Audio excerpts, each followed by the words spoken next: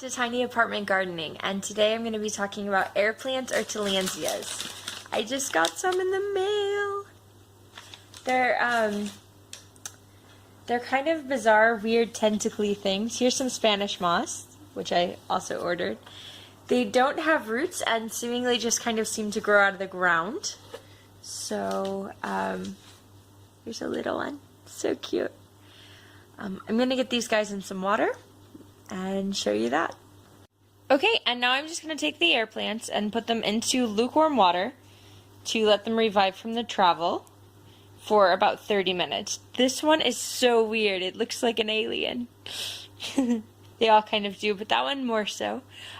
These are New World plants, meaning they come from Central America, Mexico, and some southern United States.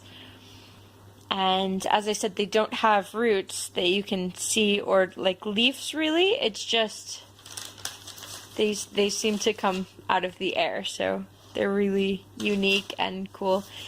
Spanish moss, which is one, actually has, oh, this one's labeled. Okay. Spanish moss, like I was saying, actually has a jumping spider that has only been found on it. So there's a jumping spider that has not been seen on anything else except Spanish moss. And so I'm just gonna put these in here. And hopefully we don't have that jumping spider.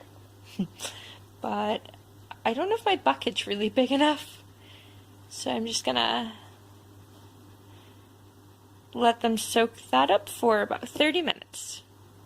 Okay, and so I just have them hanging to dry.